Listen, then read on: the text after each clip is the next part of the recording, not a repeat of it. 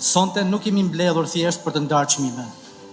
Jemi këtu për të reflektuar mbi një rrugtim për të festuar punën e bërë me përkushtim dhe për të motivuar një sektor që sot përfaqëson një nga shtyllat kryesore të zhvillimit të Shkodrës. Vijet e fundit Shkodra ka ndjekur qartë trendet bashkëkohore të turizmit. Statistikat e frekuentimit tregojnë një rritje të qëndrueshme të vizitorëve vendas dhe të huaj. Një sinjal i fortë se qyteti ynë po fiton gjithnjë më shumë vëmendje dhe besim si destinacion serioz dhe konkurrues. Sonte është koha të festojmë të gjithë së bashku, të motivojmë njëri tjetrin, të duratokasim përpjekjen dhe jo vetëm suksesin. Sot Shkodra po kalon një moment e saj më të mira për sa i përket pozitivitetit, energjisë, investimeve dhe zhvillimit ekonomik. Në 2022 kemi gjetë bashkinë me rreth 230.000 net fjetjet dhe vitit që mbyllëm me 560.000 net fjetjet. Instatet kanë nxjerrë Shkodrën dy nga qytetet më të rëndësishme dhe me rritje më të madhe për sa i përket numrit turistëve.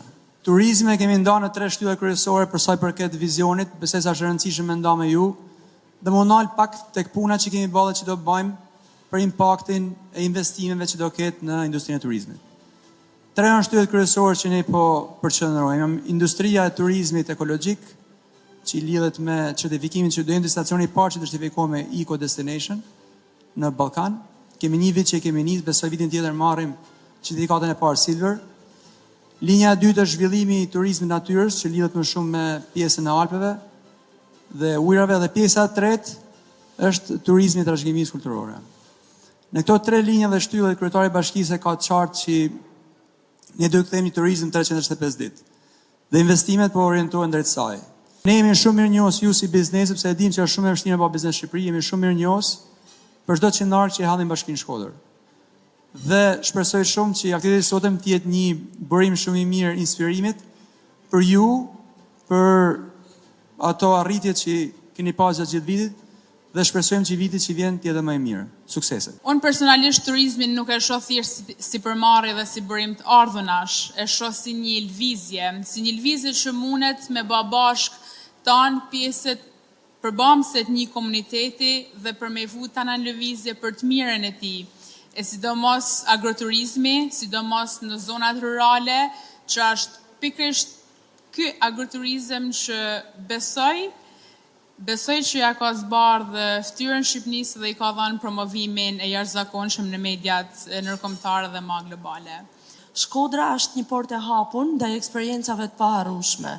Është shumë e vështirë që gjendet një turist, qoftë venas, qoftë bashkombas, qoftë edhe i huj, që të ketë ardhur një herë në Shkodër dhe të mos ketë dashur më kthye edhe një herë tjetër, minimumi edhe një herë tjetër.